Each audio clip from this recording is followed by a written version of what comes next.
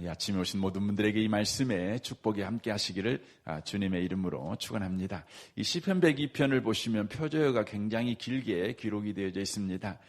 고난당한 자가 마음이 상하여 그의 근심을 여호와 앞에 토로하는 기도, 이렇게 되어져 있습니다. 이 표제어만 읽어봐도 이 시편 102편이 어떤 내용의 시편인지를 우리가 충분히 가늠할 수가 있습니다. 여기에 고난당하는 자라고 기록이 되어 있는데, 이 말은 아주 무거운 것으로 짓눌려 있는 자라는 의미의 말입니다. 특별히 이 단어가 쓰여지는 애가 어느 경우냐면 경제적으로 말할 수 없는 어려움을 겪었을 때, 그러니까 경제적 어려움으로 인하여 극심한 가난 상태에 놓여 있었을 때 쓰여지는 단어입니다. 다른 사람보다 작은 집에 살거나 작은 자동차를 타고 다니거나 다른 사람보다 예금되어 있는 잔금이 적다, 이런 상대적인 가난을 의미하고 있는 것이 아니라 절대적인 가난을 바로 의미하고 있습니다. 하루 벌어서 하루 사는데 일이 끊긴 지가 며칠이 된 겁니다. 이제 먹을 양식이 없는 겁니다. 애들이 아무리 울어도 보채도 애들한테 먹여줄 밥이 없는, 함께 굶어 죽어야 되는 그런 상황 가운데 놓여 있는 형편에서 쓰는 단어가 바로 고난당하다라는 단어입니다. 이로 인하여서 마음이 상하여, 그래서 고난당한 자가 마음이 상하여 이렇게 돼 있죠. 이 상한다는 이 단어가 기절한다는 단어입니다. 그러니까 기절해 버렸어요. 정신과 마음이 상할 대로 상해서, 이 기절이라는 의미는 죽어버린 사람하고 똑같지요. 죽지는 않았는데 죽어버린 상태와 동일한, 죽은 사람 취급을 받는 그런 상황 가운데 바로 몰려버렸다는 것을 바로 의미하고 있습니다. 바로 이 시편 102편의 시인은 경제적으로 오는 가난 때문에 심리적으로 죽은 사람 같은 상태가 되어버린 그런 죽기만을 기다려야 되는 그런 상태가 되어버린 상황에서 바로 이 기도를 하고 있는 것입니다. 그래서 자기의 상황을 이렇게 1절부터 11절에 기록을 하고 있는데, 3절에 보시면 내 날이 연기같이 소멸하며 내 뼈가 숯같이 탔음이니이다 라고 표현을 하고 있습니다. 자기의 상황이 연기 같다는 것이고 타버린 숯과 같다, 이렇게 그가 고백합니다. 6절에 보시면 나는 광야의 올빼미 같고 황폐한 곳에 부엉이 같이 되었사오며 더 나아가 내가 밤을 새우니 지붕 위에 애로운 참새 같으니이다 라고 말하고 있습니다. 9절을 보시면 나는 재를 양식같이 먹으며, 이 재라는 것은 여러분 이렇게 나무를 태우고 나오는 재 아니겠습니까? 그거 먹은다고 배부를 리가 없겠죠. 나는 눈물 섞인 물을 마셨나요? 내가 마시는 물은 눈물입니다. 이런 지금 고백을 할 정도로 아주 심각한 상황 가운데 놓여 있는 것을 보게 되어집니다. 하지만 지금 이 시편 기자는 자신의 처지를 지금 절망 가운데 신세타령하는 것으로 이 시가 끝나버리지 않습니다. 아무것도 기댈 것이 없는 자신의 처지를 바라보다가 이 시편 기자가 놀라운 전환을 하게 됩니다. 그것이 뭐냐면 바로 자신의 조국을 생각을 하게 됩니다. 그러니까 자신의 빈궁한 처지 가운데서 자신의 조국도 자신의 처지와 조금도 다름없는 걸 보게 됩니다. 이건 조국은 굉장히 큰 범위인데, 짧게 말하면 내가 지금 배고파 죽을 지경에 놓여서 지금 살아가고 있는데 갑자기 이 시인이 옆에 사람을 보니까 옆에 사람도 굶어 죽어가고 있는 겁니다. 자기가 똑같은 그런 처지, 절망 가운데 있는 것을 바로 보게 되어집니다. 그때에 이 시편 기자가 놀라운 이제 탄식에서 하나님을 향한 기도로 그가 바뀌어지는 것을 바로 보게 됩니다. 그것이 이제 12절부터 기록되어져 있는 말씀입니다. 12절 보십시오. 여호와여 주는 영원히 계시고 주에 대한 기억은 대대에 이르리이다라고 말하고 있습니다. 1절부터 11절까지는 자기의 신세를 지금 타령하고 있는 내용인데 거기에 보면 1절부터 11절까지 나 혹은 내라는 단어가 자그마치 24번이 나옵니다. 그러니까 1절부터 11절밖에 안 되는데 24번 나오면 한 절당 2번 이상 자기를 바로 말하고 있습니다. 자기 자신에게 바로 초점이 맞추어져 있다고 하는 것이죠. 너무 힘들고 어려우니까 오직 자신의 처지, 자신에게만 집중되어 있었습니다. 그런데 12절부터 22절까지 보시면 나라고 하는 단어가 한 번도 나오지 않습니다. 반면 여호와라는 단어가 8번이나 나오는 것을 보게 됩니다. 이 시인의 시선이 완전히 바뀌어버린 것을 우리에게 말해주고 있다고 하는 것이죠. 자기 자신만을 바라볼 때는 죽음을 향해 달려가고 있는 절망적인 자기 자신만이 보였습니다. 그런데 하나님을 향하자 다시 한번 소망의 빛이 그에게 달려오고 있는 것을 보게 되는 겁니다. 은혜가 자기를 향해서 달려오고 있는 걸 보게 되는 겁니다. 그러니까 자기에게 집중할 때는 자기가 죽음을 향해서 달려가는 것이죠. 절망을 향해서 달려가는 것이죠. 그런데 하나님을 생각하니까 자기에게 은혜가 달려오고 있는 겁니다. 자기에게 소망이 달려오고 있는 겁니다. 자기에게 복된 날이 달려오고 있는 겁니다. 놀라운 일 아니겠습니까?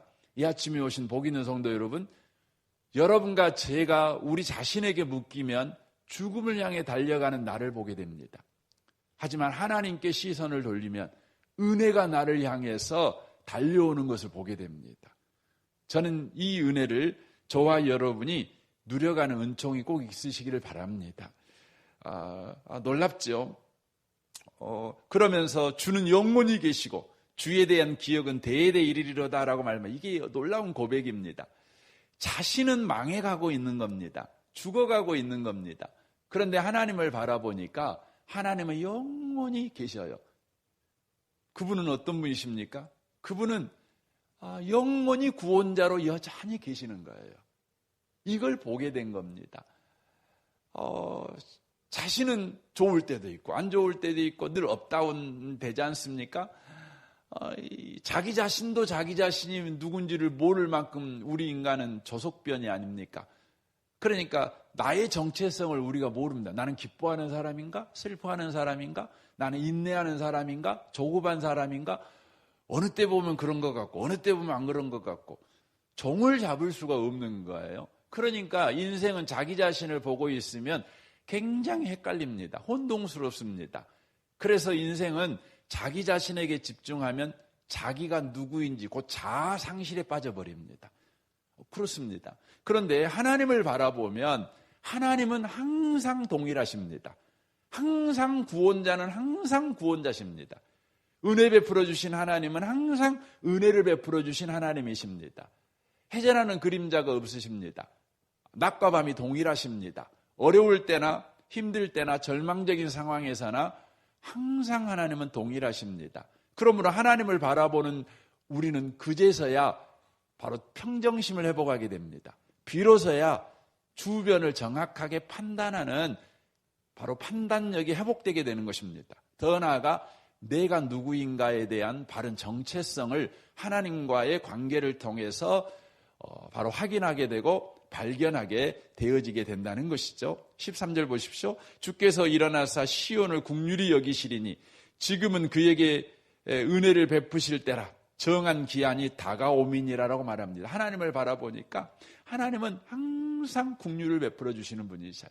항상 은혜를 베풀어 주시는 분이셔요.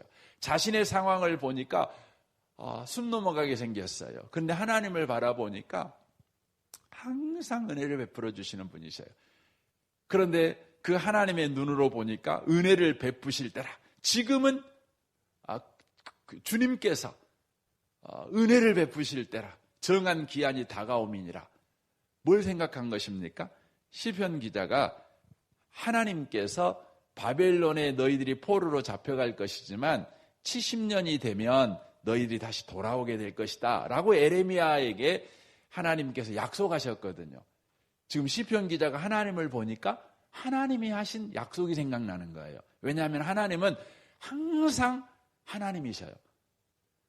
하나님은 항상 하나님이신데 그 하나님은 우리에게 긍휼을 베푸시고 인자를 베푸시고 성실하신데 항상 약속대로 그렇게 하시는 분이셔요. 이걸 기억하는 것이죠. 그래서 하나님 생각하니까 자신의 처지가 너무 절망적이고 낙심되는데 하나님이 항상 하나님이심을 포기하지 않으시는데 그분이 이제 70년이 차면 너희들은 해방되게 될 것이다. 이 말씀을 하셨거든요.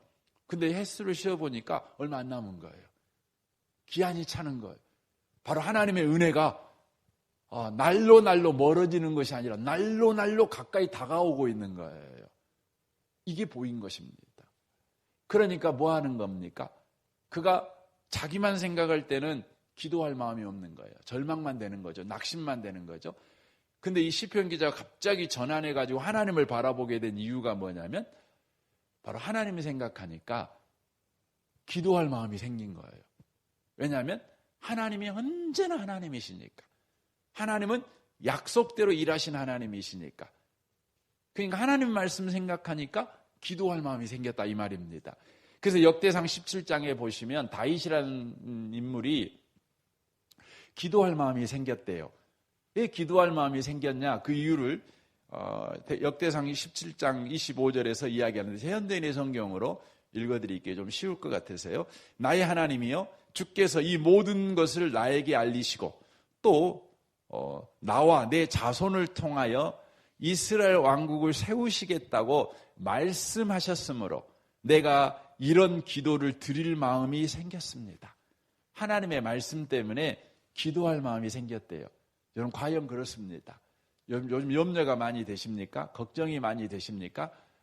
우리는 상황의 계속에서 집중하면 그렇죠.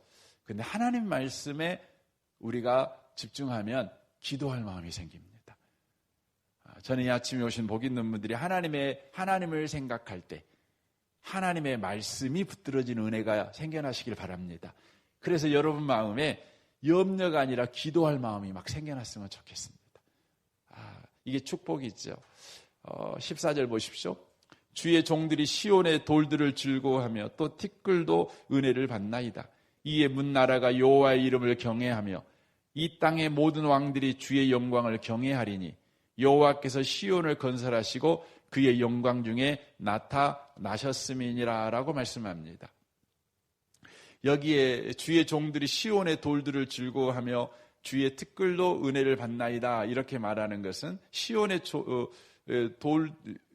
돌이라고 하는 것은 허물어진 그 이스라엘의 성전을 지칭하고 있습니다. 바벨론에 의해서 멸망해버린 예루살렘 도성의 성전, 예루살렘 성전, 그 성전의 돌들을 이야기하고 있지요. 시온의 티끌, 그의 티끌도 은혜를 받나이다. 지금 이것을 이야기하는 것은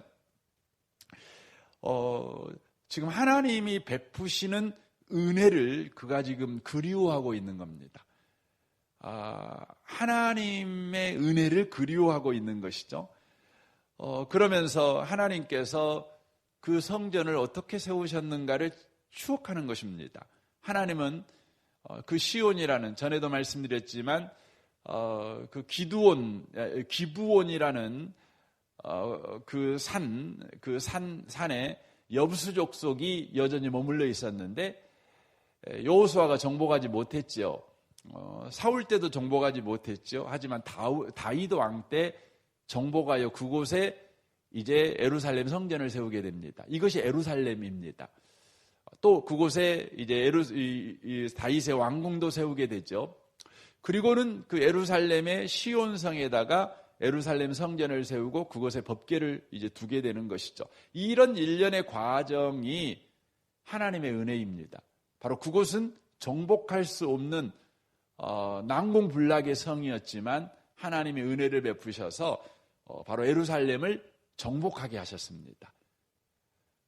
그러니까 지금 이 시편 기자가 뭘 생각하냐면 자신이 처해 있는 바벨론 포로가 된 상황과 그로 인하여서 오는 가난으로 오는 이 현실이 난공불락 같아요. 해결이 안 될 것 같아요. 도무지 무너뜨릴 수 없는, 정복되지 않는, 너무 가난하면 우리는 더 이상 부자가 될 꿈을 꾸지 않지 않습니까? 기껏 우리가 꿀 수 있다면 하루 3끼라도 좀 먹었으면 좋겠다. 이 정도 소박한 꿈을 꾸지 않습니까? 그러니까 너무나 비참하고 가난하니까 더 이상 더 큰 은혜가 내 삶에 오는 것은 이건 불가능하다. 내 현실은 은혜가 내 삶에 들어오기에는 난공불락의 성이다. 이런 생각을 이 시편 기자가 가졌는데, 하나님을 생각하고 하나님의 약속의 말씀을 생각하고 그리고 그 약속의 말씀을 붙잡고 기도하는 중에 하나님께서 난공불락의 요새로 여겼던 바로 이 기브온 산지, 여부수 족속이 지배하고 있는 땅을 하나님께서 다윗을 통해서 정복하게 하셨어요. 그리고 그곳에다가 예루살렘이라고 이름을 바꾸게 만드시고 왕궁과 성전을 짓게 하셨어요. 이걸 생각하니까 내 삶에 난공불락은 없다. 내 삶에 하나님의 은혜가 분명히 임한다. 이렇게 지금 고백하고 있는 겁니다. 사랑하는 성도 여러분, 저와 여러분의 삶에 난공불락으로 여기는 영역이 있습니다. 이것만은 내 생애에서 내가 받을 은혜가 아니야. 그런 거 있지 않습니까? 왜냐하면 여러분이 수차례 도전해봤지만 실패를 연거푸했거든요. 안 되거든요. 더 이상 꿈도 없어요. 다만 그냥 떨어지는 콩가루라도 좀 먹었으면 좋겠다. 이 정도로 우리의 소망이 그냥 만족하고 있는지도 모르겠습니다. 그런데 지금 시편 기자는 하나님 안에서 생각하는 겁니다. 내 인생에 난공불락은 없다. 지금 이 고백을 하고 있다고 하는 것입니다. 17절입니다. 여호와께서 빈궁한 자의 기도를 돌아보시며 그들의 기도를 멸시하지 아니하셨도다. 이 일이 장래 세대를 위하여 기록되리니 창조함을 받은 백성이 여호와를 찬양하리로다. 이 시편 기자가 놀라운 꿈을 꾼다. 내게 주신 하나님의 은혜가 내 세대에 끝날 은혜가 아닐 것이다. 다음 세대에도 내게 베푸신 하나님의 은혜를 알게 해서 그들도 하나님의 은혜에 동참하게 해야 될 은혜를 내가 받을 것이다. 이런 지금 기도를 하고 있는 겁니다. 놀랍지 않습니까? 사랑하는 성도 여러분, 저와 여러분이 하나님의 은혜를 구할 때 내 당대에만 좋은 은혜 정도가 아니라 나를 아는 사람 정도만 정말 하나님이 당신에게 은혜를 베푸셨군요. 이 정도가 아니라 다음 세대들도, 나를 모르는 세대들도 내게 베푸신 하나님의 은혜를 들으면서 과연 그분은 하나님의 은혜를 받은 분이시군요. 과연 하나님은 바로 그렇게 은혜를 베푸시는 분이시군요. 이렇게 하나님을 찬양하는 은혜를 내게 주십시오. 지금 그렇게 말하고 있는 겁니다. 세대를 뛰어넘는 은혜를 주십시오. 시대를 뛰어넘는 은혜를 주십시오. 시대를 뛰어넘는 찬양, 하나님을 찬양할 찬양의 가사가 되는 은혜를 내게 베풀어 주십시오. 그 고백하고 있는 겁니다. 우린 찬송가에 이렇게 보시면 오른쪽 찬송가를 딱 보시면 오른쪽은 작곡가가 써져 있습니다. 그 왼쪽에는 작사가가 써져 있습니다. 그건 연도가 써져 있거든요. 연도가 이렇게 써져 있습니다. 어떤 그 찬양을 보시면 300년 전에 기록한 이렇게 작사 작곡한 찬양도 있고 어떤 찬양은 100년 전에 기록한 작곡도 있습니다. 그런데 우리는 이제 그냥 찬양하지요. 하지만 이 찬양을 왜 짓게 되었는지 그 내용을 우리가 알고 찬양을 부르면 더 은혜가 됩니다. 하나님은 저와 여러분에게 그런 은혜를 베푸시기 원하십니다. 그러므로 이 아침에도 저와 여러분이 하나님을 바라고 하나님을 구할 줄 아는 복 있는 분들이 다 되신 은총이 있기를 바랍니다. 23절 보겠습니다. 그가 내 힘을 중도에 세약하게 하시며 내 날을 짧게 하셨도다. 나의 말이 나의 하나님이여 나의 중년에 나를 데려가지 마옵소서. 주의 연대는 대대로 무궁하니이다 라고 말합니다. 시편 기자가 계속해서 이제 기도를 하는데 23절부터 28절까지는 다시 자기를 향해서 이제 그 자기를 향한 이제 그 시편 고백을 하고 있습니다. 1절부터 11절에서 자기의 탄식을 자기에게 집중된 그 탄식을 하지 않습니까? 근데 23절부터 28절까지는 분명히 자기 자신에 대한 고백인데 고백 내용이 완전히 다릅니다. 지금 이 23절, 24절에서 하고 있는 내용은 여기 중도라는 말은 인생길을 가는 중에라는 의미의 말입니다. 이 쇠약하다는 것은 무거운 것으로 짓눌리고 있다 그런 의미의 말이죠.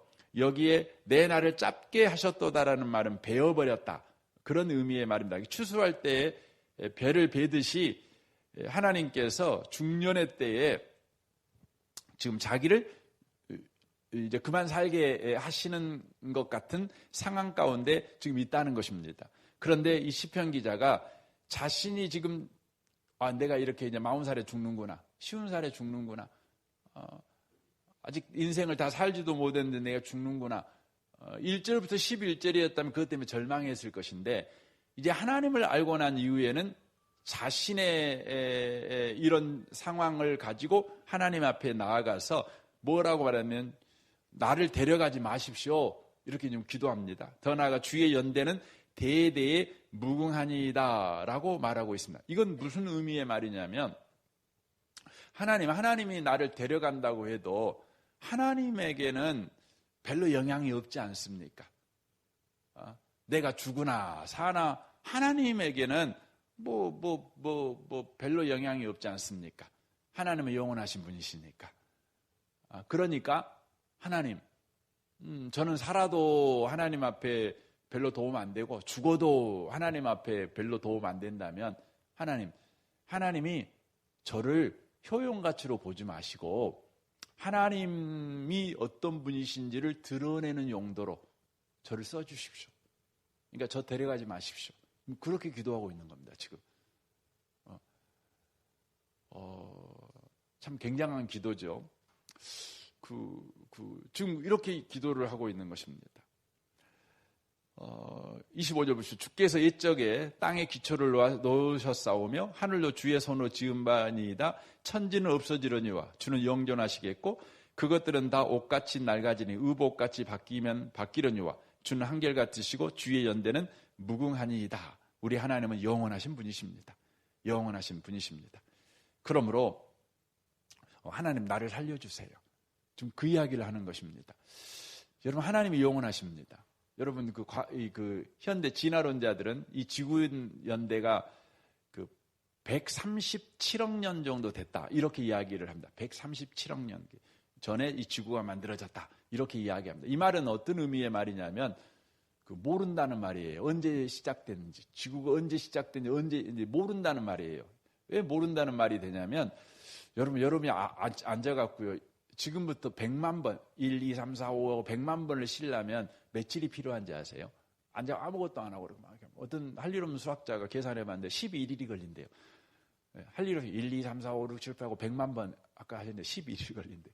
그러면 여러분이 지구 연대가 137억 년이면 1부터 137억까지 숫자를 세우고 있어서 몇 년 걸린지 아세요? 어떤 분이 계산해 참 머리 좋은 사람들은 할 일이 없으니까 이런 거 계산해. 몇 년 걸리냐면 438년이 걸린대요. 예. 438년이면 얼마나 먼 날이냐면 지금부터 임진왜란은 1592년에 일어났잖아요. 근데 임진왜란보다 12년 전, 그러니까 1580년, 지금부터 숫자 쉬고 있으면 거꾸로 가면 1580년, 1580년에 어느 사람이 숫자 쉬기 시작해갖고 오늘까지 쉬면 137억이 나온대요. 그러니까 얼마나 여러분 먼 날인지 알겠죠? 그러니까 진화론자들이 말하는 말은 결국은 뭐냐면 모른다는 거예요. 이건 결국 하나님에 의해서 창조됐다는 것을 의미하는 것입니다. 그러니까 하나님은 영원하신 분이세요. 영원하신 분에게 우리의 100년은 아무것도 아니죠. 그러니까 하나님이 생각하니까 하나님한테는 5년도, 10년도, 100년도 아무것도 아닌 거예요. 그러니까 하나님, 내가 더 하나님을 누리고 싶습니다. 다만 더 오래 살고 싶은 것이 아니라 하나님, 영원하신 하나님을 내가 좀 더 살아서 더 알고 싶습니다. 그러니까 나 살려주세요. 이야기를 하는 것입니다. 영원하신 하나님을 우리가 100년 동안 얼마나 알겠습니까? 그래도 한 줄이라도 더 알고 싶습니다. 하루라도 하나님을 더 알고 싶습니다. 이 소망이 이 시편 기자에게 생긴 겁니다. 그러니까 여러분 너무 힘들고 어려우면 우리가 기도 뭐 합니까? 죽여주세요 기도합니다. 얼른 죽어버리고 싶습니다. 얼른 하나님 이 구차한 인생 얼른 죽여주세요 그럽니다. 근데 시편 기자가 1절부터 11절까지는 사실 그런 내용이거든요. 근데 23절부터 마지막 기도를 할 때는 하나님 안에서 뭔 기도를 하냐면 하나님 하루라도 더 살고 싶습니다. 그 이유는 내가 하나님을 더 알고 싶습니다. 이 이야기를 하는 것입니다. 사랑하는 성도 여러분, 오늘 하루도 하나님을 더 알아가는 여러분의 소원이 생겨났으면 좋겠습니다. 하나님 놀랍습니다. 이 은혜, 하나님 베푸시는 은혜, 이 은혜의 크기, 은혜의 그 놀라움, 이것을 주여 내가 오늘도 경험하기를 원합니다. 여러분 하나님을 바라보는 복된 하루를 살아가시기를 주님의 이름으로 축원합니다. 아멘. 우리 같이 기도하겠습니다. 오늘 말씀을 우리 생각하면서 이 아침에 우리 같이 기도하기를 원합니다. 주여 하나님의 은혜를 더 누리기를 원합니다. 하루라도 더 누리기를 원합니다. 그래서 더 많은 사람에게 하나님이 어떤 분이신지를 간증하며 알려주는 인생을 살아가기를 원합니다. 이 나라 이 민족을 위해 기도해 주시고 오늘 수요일입니다. 오늘 수요 예배를 위해서 여러분 특별히 기도해 주시면 좋겠습니다. 교회를 위해서 기도해 주시고 특별히 제가 성령 충만하도록 기도해 주시면 좋겠습니다. 또 우리 미래 세대를 위해 기도해 주십시오. 청소년부 우리 김영택 전사님을 위해서도 여러분 기도해 주시면 좋겠습니다. 우리 좋으신 주님께 이 아침에 우리 통성으로 구하겠습니다. 기도하겠습니다. 살아계신 하나님